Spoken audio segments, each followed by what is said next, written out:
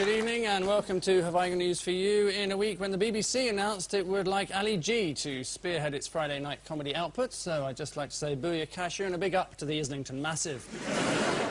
In the news this week, at Stansted, trials begin of the newly privatised air traffic control system.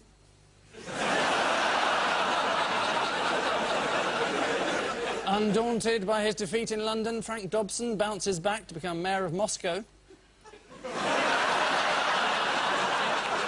And on Highgrove Estate, there are fears that Prince William lacks the proper respect for England's agricultural heritage.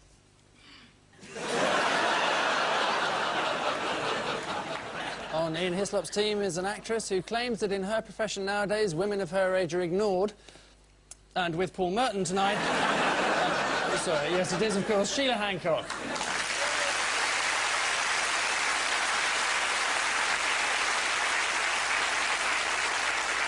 And with Paul Merton tonight, a 17-year-old who spoke eloquently and persuasively at the last Conservative Party conference, but still the barman wouldn't serve him, Robert Reid.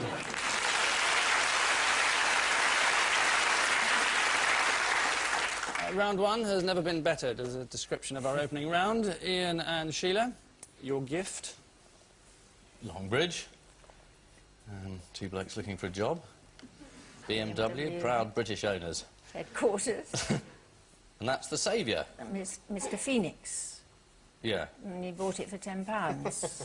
He was conned. I had a Rover once. Any good? No, not really. No, I had a Morgan, you know, really jazzy Morgan, and my children used to get very wet in the back, so I decided I got to have a more sedate... No, they do, because it leaks, you know. And I thought I'd better get a respectable car, so I got rid of my Morgan and I got a Rover. And it's very depressing to go from a Morgan to a Rover. But your husband drives a Jag, doesn't he? So do I. I drive a Jag. Not a red one, though, through Oxford. No. You're married to Inspector Morse. That's right, isn't yes, it? yes. Yes. Go on then, Andrew. Andrew? Andrew's a good name. Andrew. Yeah, I am getting very, very old. What's your name? Angus? It was Angus, yes, when I last looked. But Andrew's nice. Come on then. Andrew's fine. As it is a topical news quiz, I feel as if I ought to bring the subject back to the Longbridge plant. Yes, right. Yeah. Whatever you think, Andrew. I can see this one's going to stick. So what was BMW's name for Rover? Andrew. They called it the English patient. They did. A sense of humour right. demonstration by the Germans. Yes. The thing I noticed about that picture was that two people shook hands and then two different hands exchanged a tenner. Do you notice that? Do you think the money's gone somewhere else? Stephen Byers pay off, I think. Can I do a little libel chat with you? Or you'll be in one of those youth prisons you probably approve of. Yes, this is John Tow's rescue of Rover, which he bought from BMW for £10 on Tuesday. One Rover worker shook the Trade and Industry Secretary Stephen Byers warmly by the hand. "It's fantastic. I really thought I was going to lose my job," said Mr. Byers. Paul and Robert, your week's start? But that's Ken Livingstone. That's Ken Livingstone. Oh, there he is again. That's Ken Livingstone again. He's become mayor. Ken Livingstone's become mayor. And who's he been offering jobs team. to? He's picked his team. Yeah. Himself, and Ken. And the Queen. And the Queen. Yeah. She's going to do transport. She opened the bridge. She's going to work as a clippy on number 22. Room on top. Pass along the car, if you please. He has been offering jobs What a tremendous magnanimously. year it's been for the Commonwealth. Every bloody year she says that. Not on the bus, though. No, she doesn't say It that. would be an odd thing for a bus inspector to say. Yeah. Who's he been offering jobs to? Not bus inspector, bus conductor. Have you ever been on a bus, Andrew? When was the last time you were on a bus? And Andy, if I may. When was the last time you were on a bus? Well, fascinatingly, probably last Christmas. What was special about Christmas? Yeah. No cabs around. I think I was coming back from a party, and I'd missed the last cab.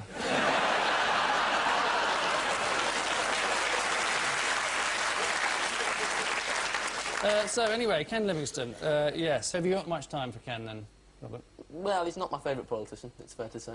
Right. Who is? I suppose, William Hague, I suppose. Really? You're a bit young to be angling for a job. By the time you're out of school, it won't be Hague in charge. Would you like his Probably job? be Would you. like to be,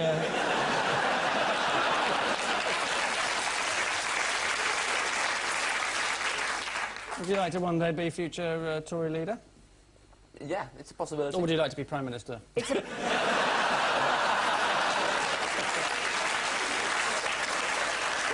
It is possible to be both, I'm told. Right. In fact, John Major, man. It's a while ago, yes. You don't have much good to say about Tony, did you, at the party conference last year? Well, no, I don't like him either, funnily enough. No, we could tell that from what you said. We can have a look at it now. Before the election, all we heard from Tony Blair was education, education, education. With a range of vocabulary like that, he should go to one of his own summer schools.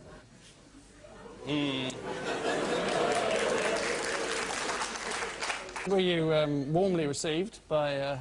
It went down. It was a Tory party conference, Andrew. That sort of thing goes down well at a Tory party. Yes. Yeah, so you're right. This is Ken Livingstone's first week in office. What was his first official engagement? He met the Queen on that bridge. The did, bridge, yes. yeah, the walking bridge across the Thames. Lovely walk from South Bank with St Paul's Cathedral in the distance. Except it's only a third finished, isn't it? Yes. Well, you got to swim the rest of it. I thought the Queen was going to bungee jump down when she reached the end. I thought that'd be quite fun. No, they just stopped dead, didn't they? And she said... she didn't This is open as the far bridge. as this bus goes.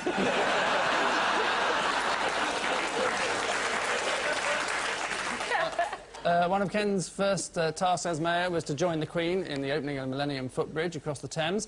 Flushed with his overwhelming success at the election, Ken walked a third of the way across the Thames before realising he wasn't actually on the bridge.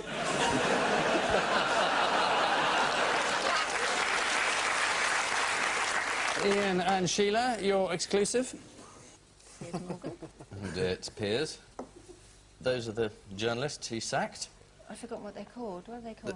There's a man called James Hipwell and one called Anil Boyrell. They were the financial journalists, Advisors. in the loosest possible sense of that word, who ran a column called City Slickers, and they used to puff shares that they owned.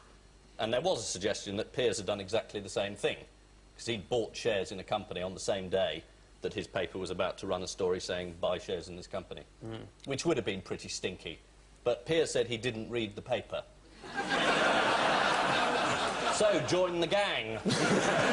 And how did he react when the scandal broke? Do you remember? He sacked the two guys. He did. And Piers' stockbroker also got fired. Yeah, everybody Everyone's got been fired, but then yeah. they've started blabbing. And so the Press Complaints Committee have said, in the strongest possible terms, we're going to do nothing. I think they can report them to their bosses is the worst punishment they can come up with. And they've only ever done it once before. Do you know who that was to? It was Him. Piers Morgan. It was Yeah. Piers Morgan, yes. In 1995, when he was at the News of the World. Do you remember what that was about? Intrusion of privacy in the clinic. That's right. Earl Spencer's wife. Earl Spencer's wife. Yeah, That's right. yeah. And despite this, Piers is expected to keep his job. Well, you don't take someone off and on a hat-trick, do you? This is Piers Morgan's reprimand from the Press Complaints Commission. Amid accusations of unscrupulous share dealing, Mr Morgan gave his profits of £13,000 to charity and within seconds had colleagues charging through the door saying, you reckon these guide dogs will go up in value then? And finally, Paul and Robert, your maelstrom. This is the I Love You virus, isn't it? Which has gone around and destroyed half the world's computers, including some in the House of Commons. And this bloke, well, is it this bloke or is it his girlfriend that actually set this virus up? We don't know. And it's also, I've heard, he said that he didn't do it deliberately. It happened by accident. He was surfing the internet and he accidentally sent out a virus which destroyed half the world's computers. Yeah. He was trying to get Eurosport and he pressed the wrong button. So is it affected your computer, Robert? Nope. Because you're quite a big computer fan, aren't you? What are your favourite games? Not to the level of not having a life. Oh, that's very patronising, Andrew.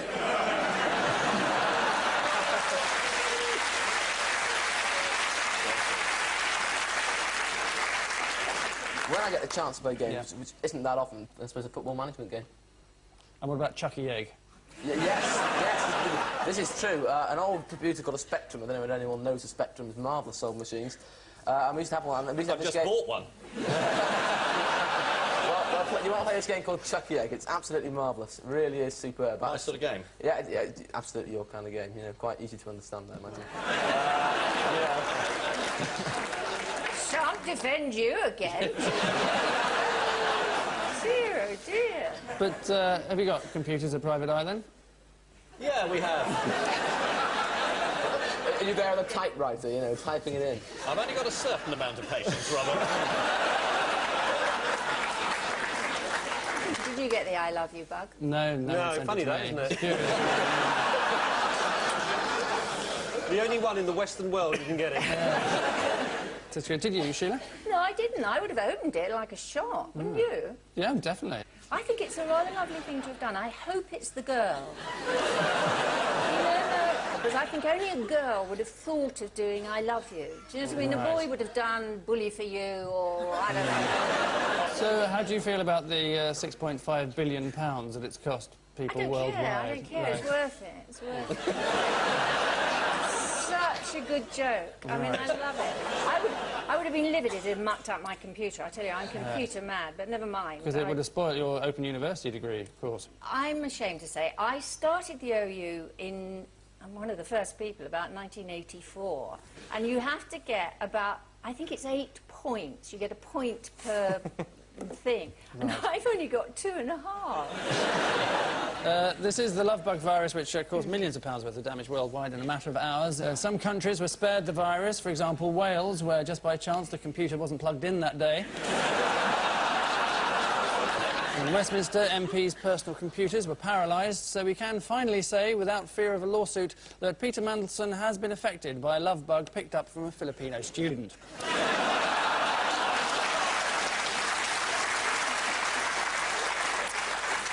So, at the end of that round, it's 4-all.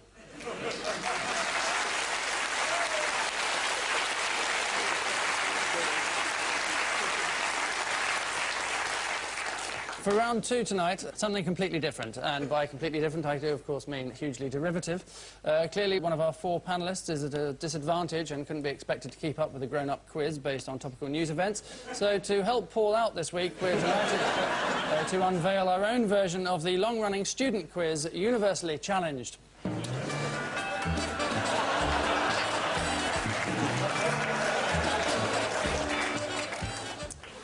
So, fingers on the buzzers, no conferring. Here's your first starter for 1.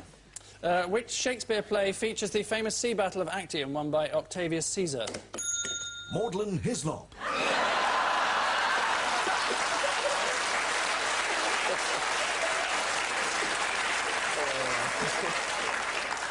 Antony and Cleopatra. It is Antony and Cleopatra, yes, very good. And for a bonus point, what was the name of the character played by Sheila Hancock in the film Carry On Cleo?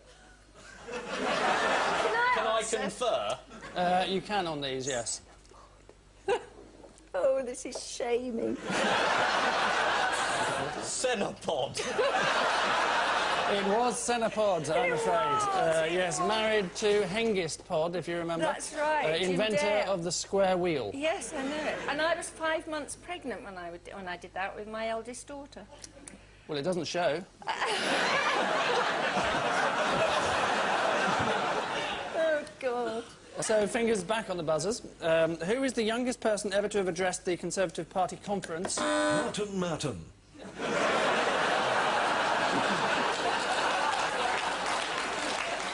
I don't know.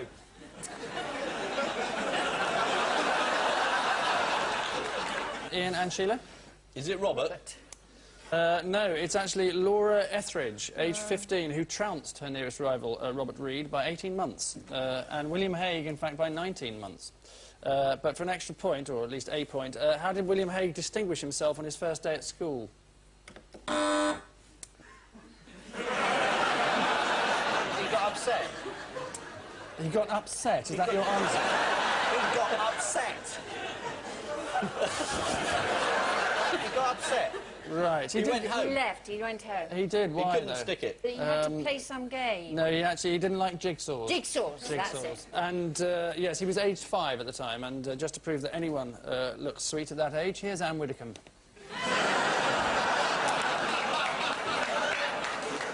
Starter for one, no conferring. Which Conservative MP defected to Labour recently over... Prestatyn Comprehensive, read.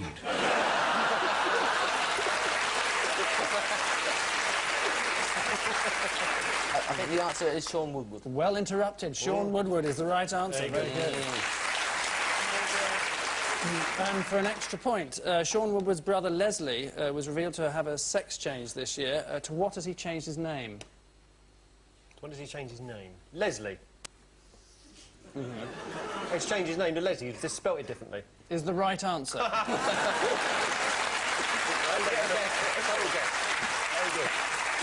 Another starter then. According to the Sunday Times, when he accedes to the throne, what will Prince Charles call himself? Martin. King.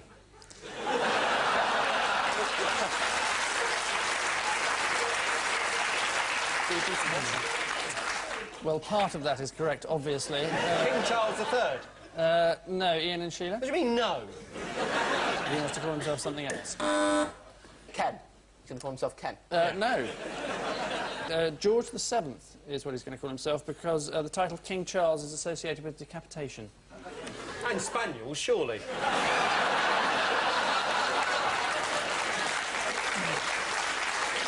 Only one King Charles associated with that, isn't it? Yes. Yeah, the other one's one's all right. associated with running off with your mistress. Exactly. So no problems there. Yes, and for an extra mark, on a recent visit to Australia, how did Prince Philip ruin £1,000 worth of lemon ricotta cheese? He refused to wear a special hat. Oh, Open Hancock. I beg your pardon.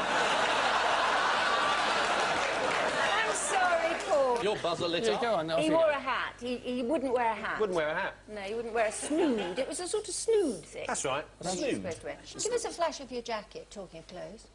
Isn't that nice? That's a snood. It's a danger to shipping from where I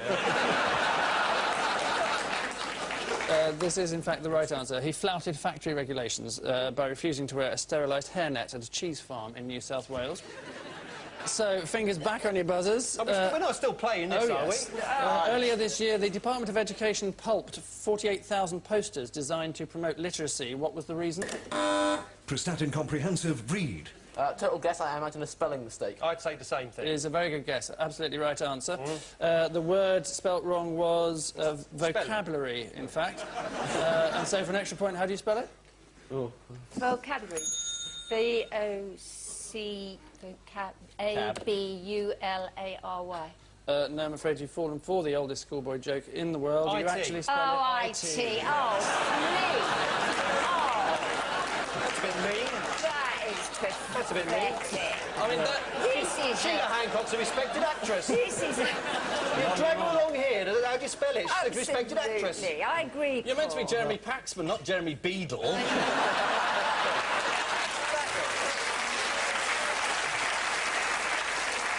Fingers on the buzzers. So, who won the final of this year's University Challenge? Prestatyn Comprehensive, read. Durham. Durham University, yes, won it last Tuesday. And here's Jeremy Paxman showing us how to host a quiz properly. We're going to take another picture round now. For your picture starter, you're going to see a British tourist sign for 10 points. Simply tell me what it is. Imperial Robinson. It's a national park. No. Newhall Wilson. It's an oak leaf. Anybody can see it's an oak leaf. Now, it is just a symbol for the national... For? You said what is It it? seems like the National Trust. She almost gave you the whole thing there. So we'll take the picture. What is it for? Not what is it? It's a sign signifying the National Trust. I said it was a tourist sign. On a point of pedantry, you may be right, but there you are. Back It's good, isn't it? Yeah, that's Yes, Very yeah. good, He never very gives in on Newsnight, though, does he? No. And now, 5 questions on metalwork. Oh, sorry, I haven't got time for them. I wouldn't know them anyway. Which, I got ungraded CSE. Oh, yes. That was a really weak gong, you know, and I think it goes boom. Yeah. Well, I think it had like a symbol, wasn't You it? should get the bloke who introduces them films. Rank. Arthur Rank. Well, I didn't try and introduce personally. All I know is he used to hit the gong. What he did outside of that is his own business. Which educationally bereft display of knowledge means that it's Ian and Sheila who are failing with flying colours, trailing as they are 11-8.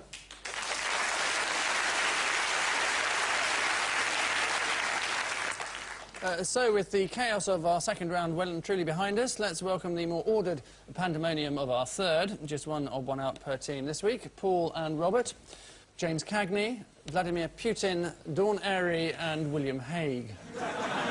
Is Putin the only one that works on Thunderbirds 2? It's Putin. He's the odd one out. For what reason? Just going to say it. I don't know. Yeah, 1 in 4 chance. Yeah. All right, you say Putin, I say James Cagney. Yeah. What do you say, Ian? I say Dawn Airy. I go for Hague, because I think all of these people have been members of extreme left-wing organisations. Putin, fairly obviously, belonged to the Communist Party. I think James Cagney was in some organisation in Hollywood. Dawn Airy was known as Red Dawn. I might have made that up, but... And William Hague is a Conservative, so that's an answer. You get one because you picked the right person but the wrong reason. It involves something Hague does in Jeffrey Archer's basement. Oh, yes. Ah, Judo. yes. Stop Judo. working. Karate, judo. Judo. Yeah. Hague's in, well... He's the only one who's knocked out Seb Coe, I think, because it's true. I believe that they were in the gym and William Hague knocked the fella out. I think. Yeah. Well, no, I'll only give you one for this because the answer is that they're all black belts in judo, My apart goodness. from William Hague, who is only a green belt, I'm afraid, Robert. You say William Hague's a green belt? He is, yes. Is he going to build all over it?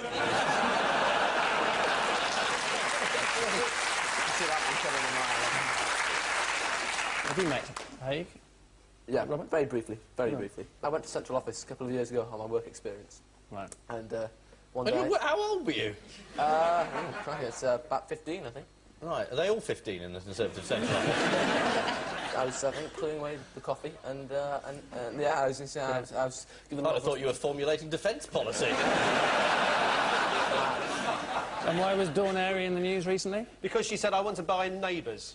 Well, she was on Question Time. She was on Question Time. Yes. She mentioned that Channel 5 were showing a documentary about pornography and 150,000 people switched channels. Good wheeze, actually. Is that the name of the film? Asthmatics in Love.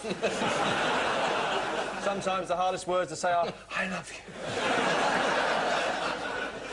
Dawn Airy's efforts to deliver successful programming for Channel 5 were described by one critic as no more edifying than watching a dwarf lift weights with his penis. And coincidentally, naked dwarf weightlifting is exactly what you can see right now on Channel 5.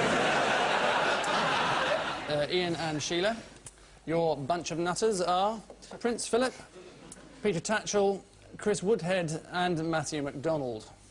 Matthew MacDonald was one of the people who attacked McDonald's in the riots. And what's happened to him? Well, he was at Eton.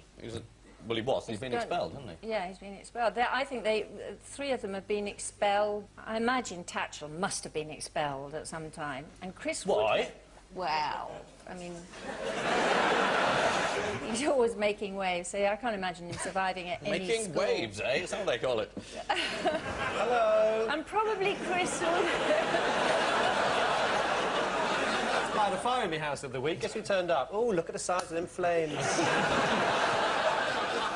I don't know. I've no idea. They were all expelled, were they? Except for Prince Philip. Is Prince Philip a part-time fireman? Is this the annual Buckingham Palace I'm a Teapot game? Well, we only know that he got expelled. The answer is that they were all head boy except Matthew MacDonald, who was expelled from Eton for the May riots. Did Prestatyn play Eton? Sorry, I was just falling to sleep for a minute there. I know how you feel. I know you're up late.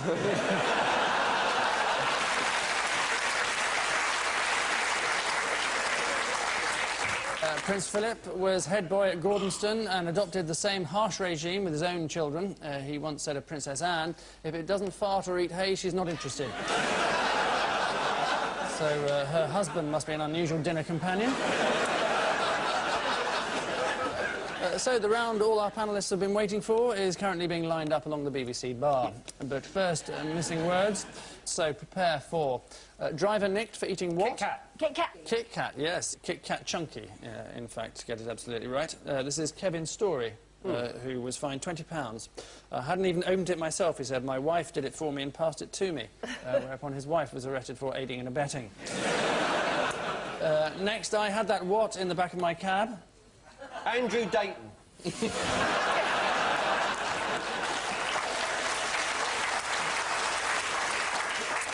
Prince Philip. No, the answer is Russian spy. Next, Tory anger over what? Losing. Just being so useless.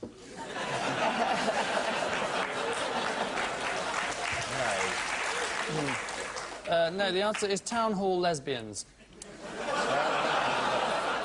Is there a shortage?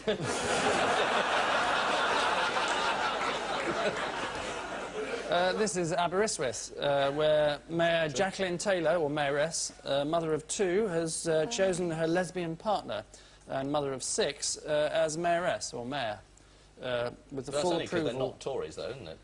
They're Plaid Cymru, aren't they? Plaid Cymru, that's right. I knew he'd know. Yes. Finger on the pulse. Yeah. I used to do a lot of that when I was your age.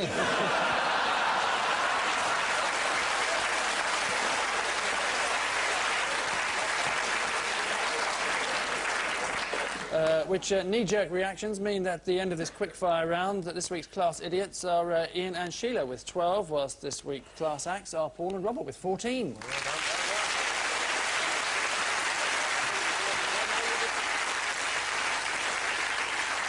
But before we let them go AWOL, the brief discharge of our caption competition.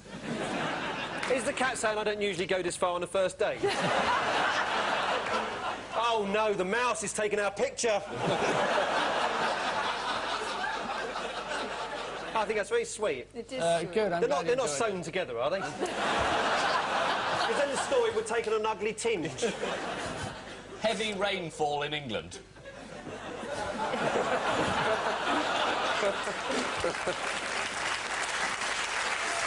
And I leave you with news that at the Millbank canteen, staff begin to spread John Prescott's toast. In West London, there's evidence that some builders will wolf whistle at anything in a skirt. And in Westminster, the Prime Minister delivers a keynote speech on the dangers of alcohol abuse.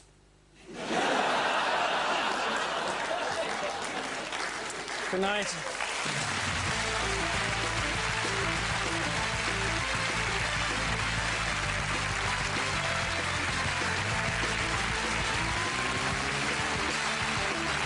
Fun, thrills and baggage on BBC Two. New comedy with Coupling. Next.